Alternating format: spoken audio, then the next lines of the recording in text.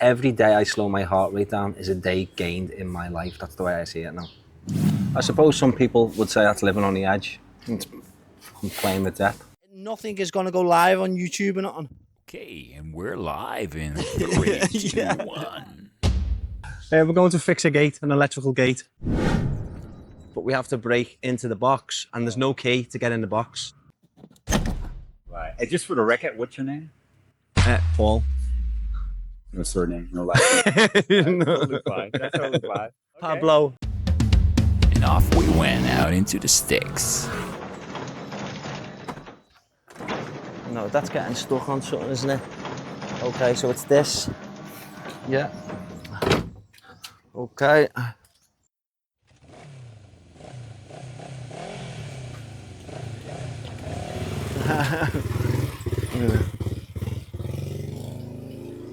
Right, okay, so we need a stick to lift it up off the actual gate. So It should work, right? it's not really a safe environment, this is it. So what's going on in your mind? So I'm just trying different options, reverse options, backwards, forwards. Basically ruling everything else out. Just in case. Open that box over there and let's see if they're all in the same position. Do you understand? So let's see if these positions, there's little arrows on them. Let's just see if this one's been tweaked or moved. The electrics is off. Where's our screws on this one over there? Now we just need to get them to shut at the same time now. How are we going to do that? We've got to adjust the timer delay on this. So the timer delay is 15 seconds when that one's 45 seconds. So if we can pull this off, then you probably owe me lunch, right? Yeah. So I did actually do containers in a program film back in England called Hollyoaks. Okay. So the camera crew used to walk around the false police cars, the ambulances when there was a police chase. So when we heard action, we had to stop drilling. But Okay. when they said, okay, guys, you can carry on working now, we had to go for it before their next shoot. So it was a movie-based production, but an 8-hour day was really a 16-hour day because of the amount of times we had to stop. All right, take 2. Yeah. But what is it that you do? Can you tell me that? How would you Wait, describe yourself? Wait, it's the wrong question. So what is it what you can't do? That's the right question. I'm not a superhuman. I'm not anything. I'm just, the way I see myself is just a normal person. It's just that I've done all my thinking about this product before I've opened it up. I've already done it in my mind over and over again before I'll tackle it. I've got ADHD. Okay. And part autism. That's where Miley gets it, autism, but I'm not diagnosed with autism, but I am diagnosed with ADHD.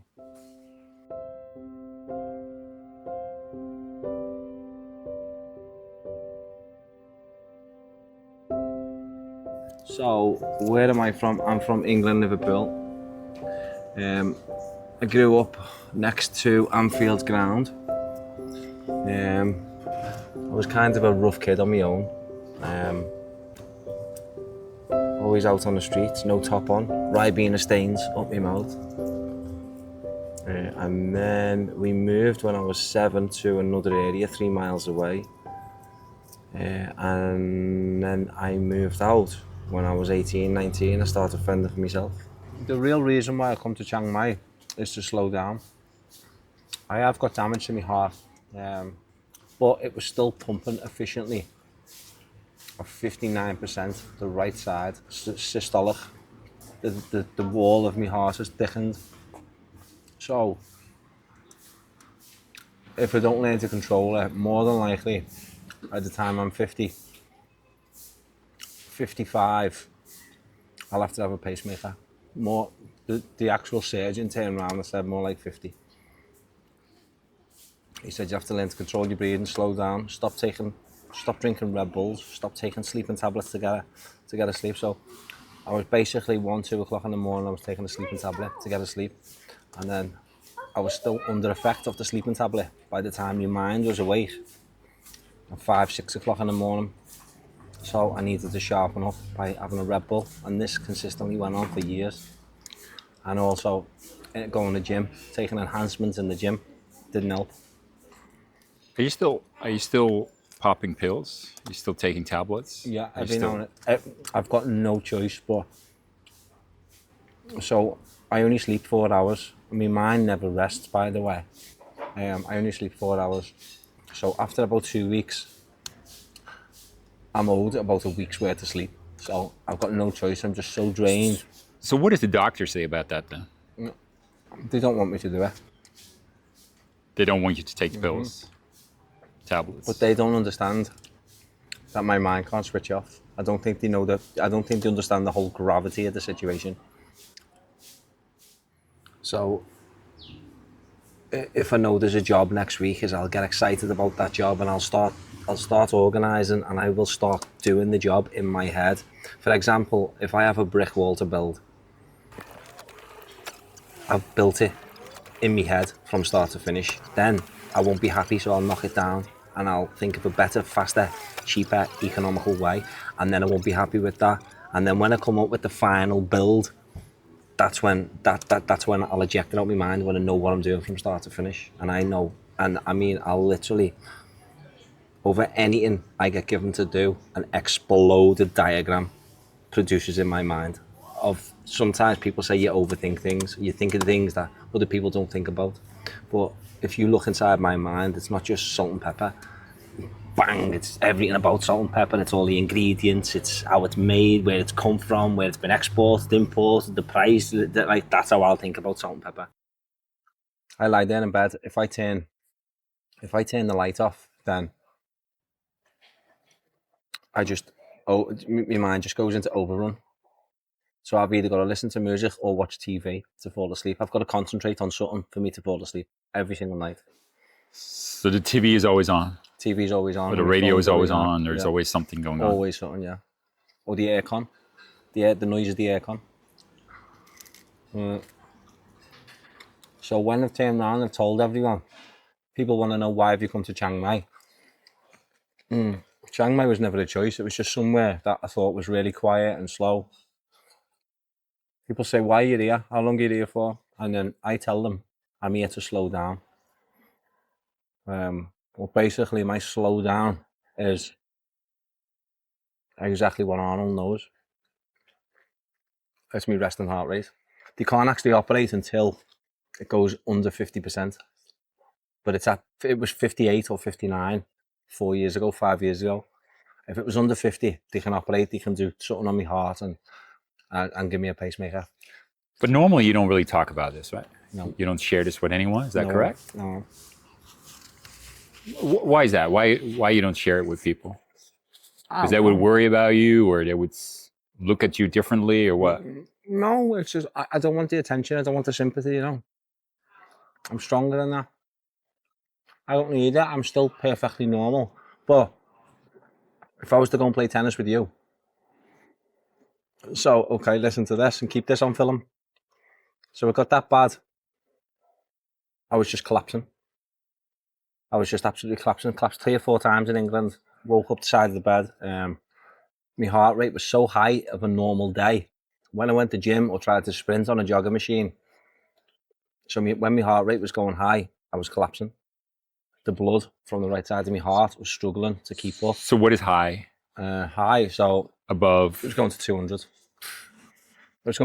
But I was starting to feel lightheaded and dizzy when it was going to 185. And then I thought, shit, how can I still go to the gym? Once the doctor and the surgeon said, please, you have to stop. You have to stop. He got down on his knees and he put his hands in front of me and he said, please, stop the drugs, stop the Red Bull, stop everything. He said, you have to, Paul. He said, because you're so young. So I thought, he said, don't go to the gym. So I thought, how can I control myself in the gym? So me being a problem solver, so I went and bought a Polar watch with a heart strap. Oh. So when I'm on the lat pull down machines or I'm doing exercises, I used to give me watch to my friend. So he used to tell me when my heart rate was creeping over 170 to stop. So he used to say, right, stop now. So I'd have to stop my exercises when my heart got to 170, because when it got to 185, just under 200, I'd start to collapse. I suppose some people would say that's living on the edge. It's fucking playing with death. But my gym's always been a big factor in my life, you know. Living on the edge. Wow. It is living on the edge, isn't it?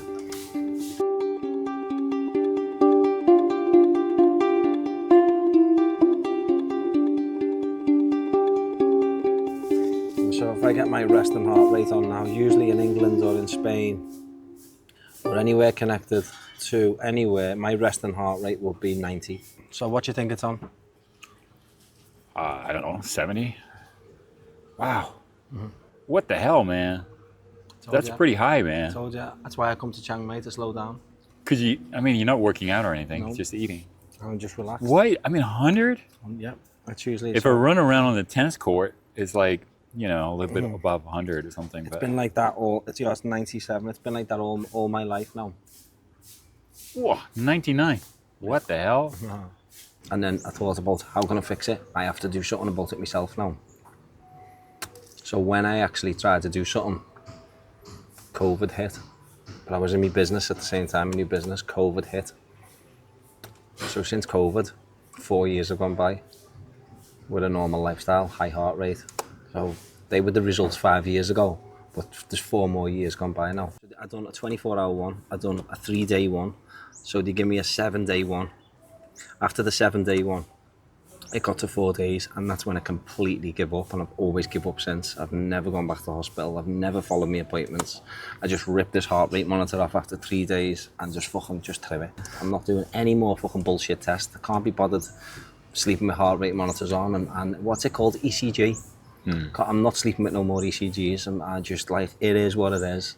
And I've only just managed to get to Chiang Mai to try to control it. But since I've got to Chiang Mai, it's like, we've gone downhill.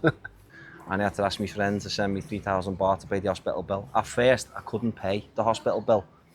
So I had to wake a friend up in Spain and say, look, I'm sick with the influenza. I had to show him the photographs of me diagnosis and my lungs, and he said, "Okay, Paul, I'll send you 3,000 baht now." So I got treated, but I had to come up with a plan in my own head where I was guaranteed to walk away with medication, with or without not having money.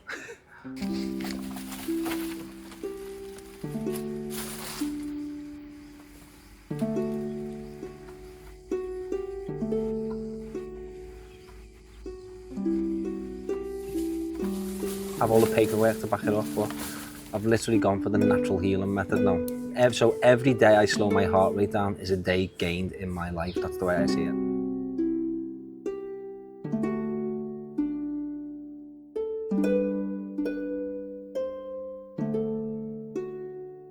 A fear I hope to overcome, which I did actually overcome, is the very first time I suffered a panic attack. And then from then, I actually just thought I was going to die every time I had a panic attack. But now I get panic attacks regular on a monthly basis, and I get palpitations on a daily basis. So how long ago was that, your first panic attack? 12 years ago, 12, 13 years ago. I kind of cried my eyes out because my cousin locked me in the house, and he went for more beers, and he locked the front door, the back door, and I thought, like, I'm going to die. I am going to die. So I jumped out the first floor window. So what was once a fear, it's no longer a fear. I've accepted fate. If I'm going to die, I'm going to die.